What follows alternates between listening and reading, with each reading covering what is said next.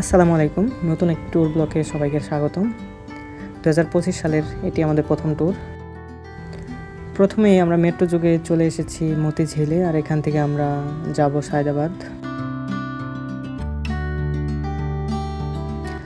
এখন ঘড়িতে বাজে রাত 11টা, আর আমরা আমাদের বান্দরবানগামী বাসে উঠে পড়েছি।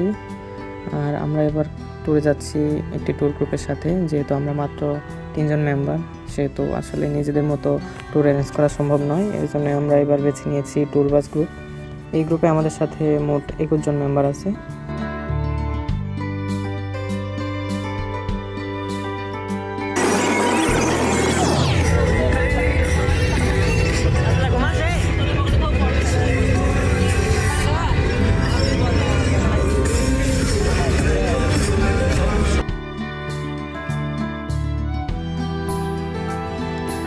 আমরা পৌঁছে গিয়েছি সেই ঐতিহাসিক জায়গা কুমিল্লাতে, চট্টগ্রাম যাওয়ার জন্য, যেখানে সবাইকে নামতেই হয়।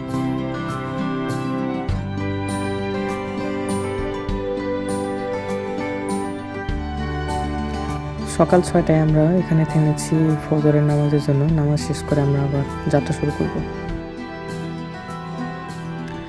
চকরিয়া ক্রস করে আমরা এখন এগিয়ে যাচ্ছি আলীকদমের দিকে।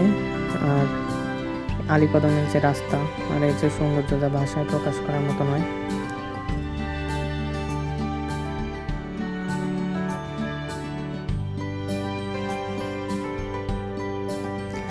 এই শুষ্ক মৌসুমে এই পাহাড়ি রাস্তা তার অপরূপ সৌন্দর্য ধরে রেখেছে। তবে আমার মনে হয় বর্ষাকালে এর সৌন্দর্য আরো বহুগুণ বৃদ্ধি পাবে।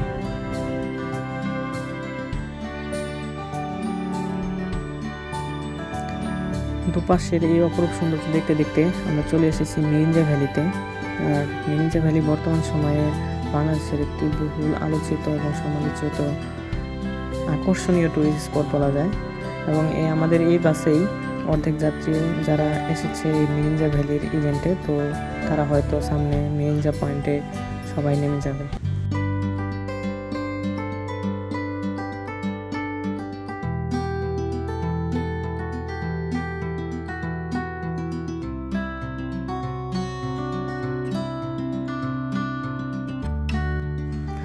মিরিঞ্জা ভ্যালির ইভেন্টে যারা এসেছিল তারা সবাই বাস থেকে নেমে গেছে। এখন আমরা বাসে মাত্র 21 জন যাত্রী রয়েছি, যারা আলীকদমের দিকে এগিয়ে যাচ্ছি।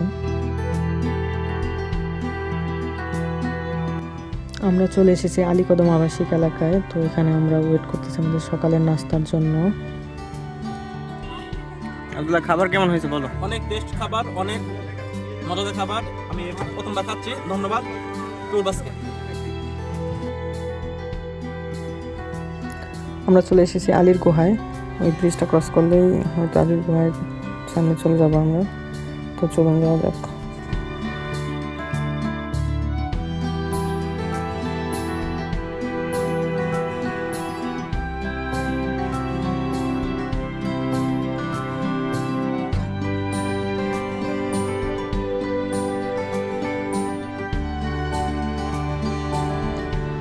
আমরা নেমে পড়েছি ঝিরিতে। আর ঝিরিতে নাকি অল্প পানি রয়েছে।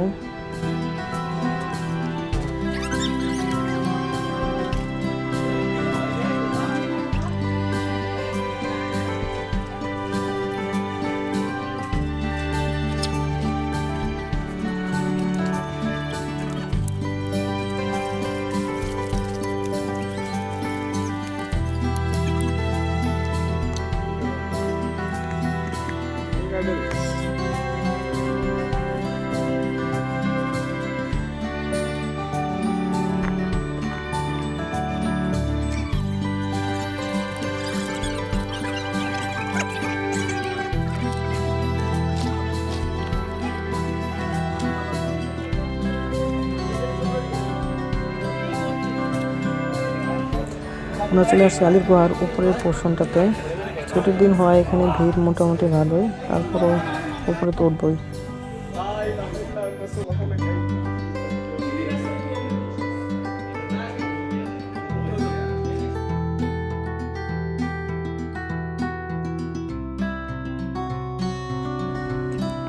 আলীর গুহা ঘুরে আমরা এখন আবার ফিরে আসছি আবাসিক এলাকায়। তো আমরা এখন আস্তে আস্তে এগিয়ে যাচ্ছি মারাংতংয়ের দিকে। তো এর মাঝখানে অবশ্য আমরা আমাদের দুপুরে লাঞ্চ করে নেব।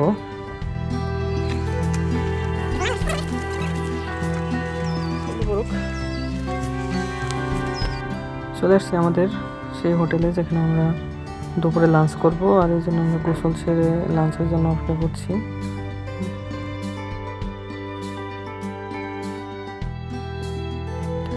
দুপুরে খাওয়া দাওয়া শেষ, আর এখন একটু রেস্ট নিচ্ছি, যেহেতু ট্রেকিং করতে হবে, যত এনার্জি সেভ করা যায় আর কি। আমাদের গ্রুপে টোটাল 21 জনের মধ্যে আমরা মাত্র 6-7 জন ডিসিশন নিয়েছি হেঁটে উঠবো, আর বাকি সবাই বাইকে উঠে গেছে। তো যেহেতু ট্রেকিং করতে আসছি, তো ওই জন্য আমরা ভেবেছি আমরা হেঁটেই উঠবো, দেখা যাক আগে কি হয়। এই ডাউন আইতেছে।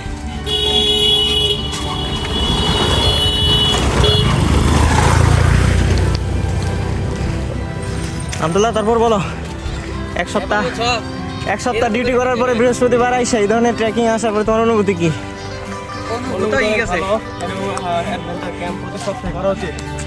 জীবনে স্ট্রাগল ছাড়া কোনো উন্নতি নাই। আচ্ছা, প্রচুর স্ট্রাগল করতে হবে, সেটা চাকরি লাইফে হোক এবং চাকরি ছাড়া হোক।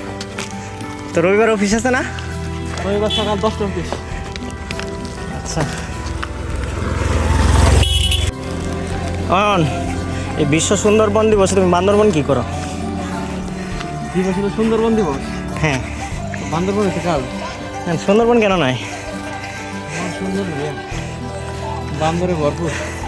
এই মন বান্দরবনে এসি মন সুন্দর থেকে বান্দর হয়ে গেছে। ঠিক আছে, ক্যারি অন।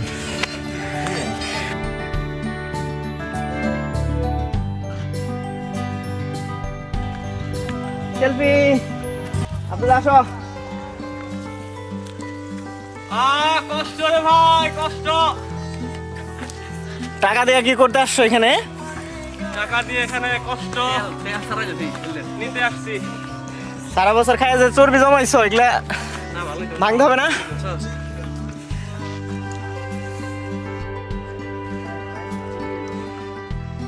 চাপ নাই।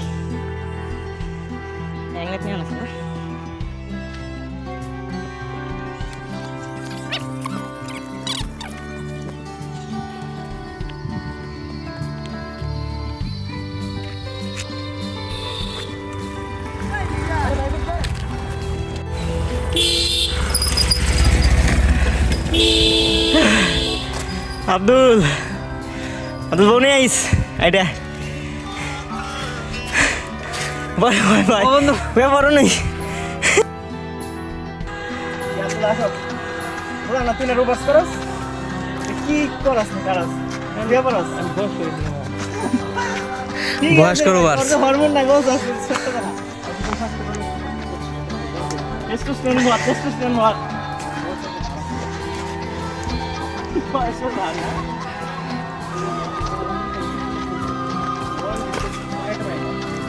তোমার নিছিল তাহলে প্লেয়ার শট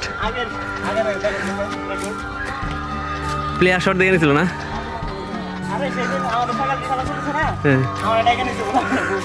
আমার ফোন দিছে, আমি তো নাই। এই একটু সমান আছে না বই বমনি।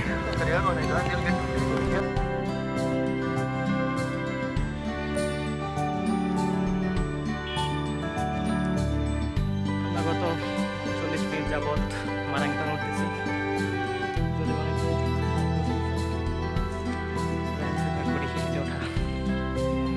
আব্দুল্লাহ, উঠো উঠো উঠো, তুমি পারবে।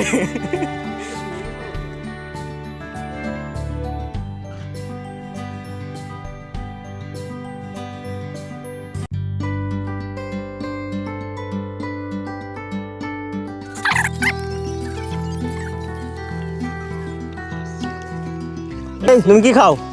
কি খাও তুমি? মাংস খাও? আর কি খাও? হ্যাঁ, এত এনার্জি করতে আসে তোমার?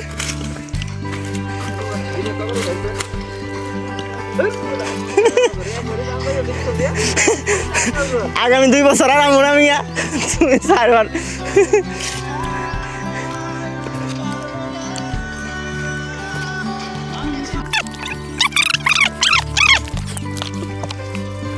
আমাদের গ্রুপমেটরা সবাই চলে গেছে, আমরাই শুধু আছি। ছি আব্দুল্লাহ, ছি ছি ছি।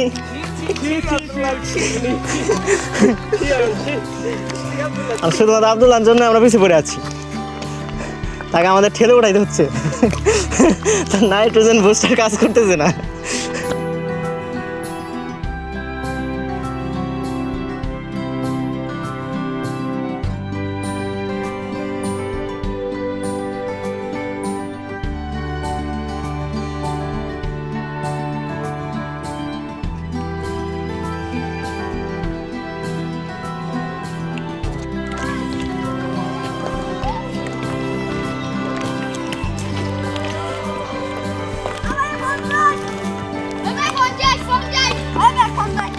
আমার নিবা আমারে কত কত কত কত আমারে কত আগে দাম দর করি।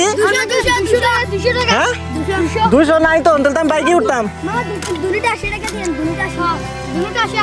কিসের ব্যাগে তো ওজন নাই, ওজন তো আমার।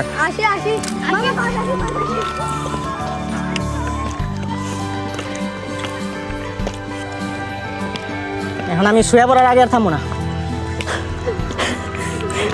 বালুতে আমি শুয়ে পড়বো।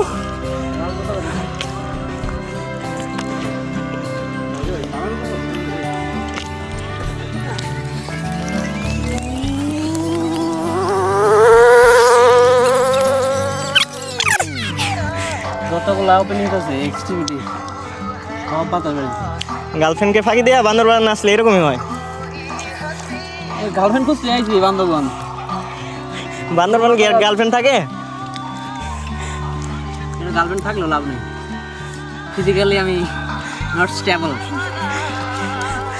বাসা পর্যন্ত আস্তে আস্তেই ফিজিক্যাল স্ট্রেংথ 0।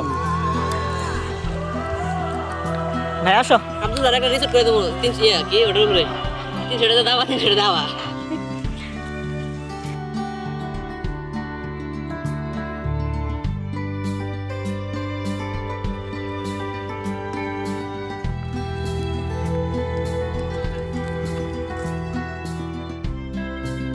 অবশেষে আমরা আজকের দিনের লাস্ট ডেস্টিনেশনে চলে আসছি। আর পুরো ট্রেকিংয়ে আমাদের সময় লেগেছে 1 ঘন্টা 51 মিনিট এবং ডিস্টেন্স কভার করতে হয়েছে প্রায় 3.5 কিলোমিটার। আমি তো ঘুমাইতে আইছিলাম, যারা গার্লফ্রেন্ড নিয়ে আসছে তারা ঘুমাবে না, তাদের তো বালিশ দরকার নাই, আমার তো বালিশ লাগবে। এই আব্দুল্লাহর ছোট ভাই বলো, এই দীর্ঘ 2 ঘন্টা এত খারাপ পাহাড়ি পথ হেঁটে ওঠার পরে এখানে শোয়ার পরে তোমার ফিলিংসটা কেমন? সারাদিন না এই ফিলিংসটাকে তুমি কিসের সাথে তুলনা করতে চাও? সেই সাথে এই জিনিসটাকে আমি আগের প্রশ্ন উত্তর আগে দাও।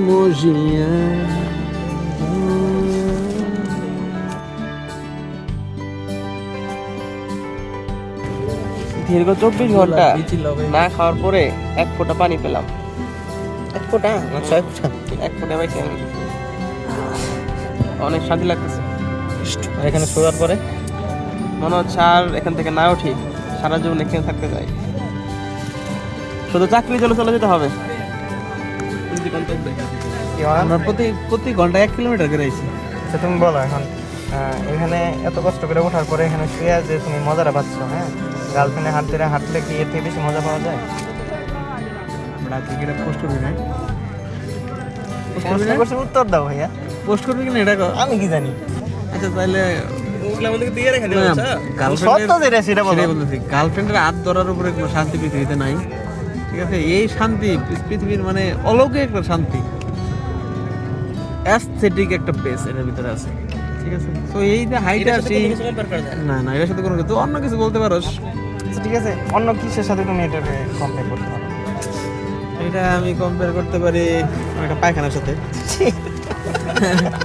পায়খানা চাপ দিছে করতে পারতেছি না, আটকে রাখছি, ঠিক এরকম একটা ফিলিংস। আমি নিচে থেকে উপরে উঠতেছি দীর্ঘ 2 ঘন্টা 3.5 কিলোমিটার আমি উপর পাহাড় বাই উপরে উঠছি, তাহলে আমার তো মানে বিশ্রামটা কতটা জরুরি ছিল বোঝাইতো নাকি? বিশ্রামের বিকল্প এখানে কিছু ছিল না। খোলা আকাশের নিচে একটা শান্তিময় পরিবেশে, চারদিকে বাতাস, শান্ত পরিবেশ, এমন একটা পরিবেশে শুয়ে থাকার যে একটা মজা, এটা এখানে না আসলে কেউ বুঝতে পারবে না। কিন্তু খোলা আকাশের নিচে শুয়ে আছো না, তারপর নিচে শুয়ে আছো, আকাশ আপনি হচ্ছে একটা সাপোর্ট।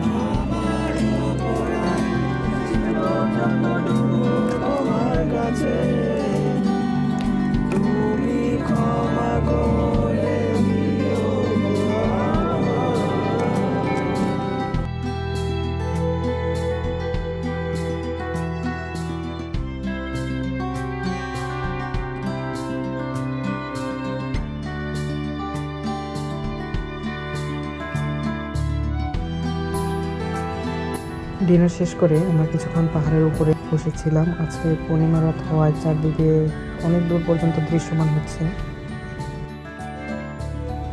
কাল খুব ভোরে উঠে সানরাইজ দেখবো, জন্য আজকের পর্ব এখানেই শেষ করছি।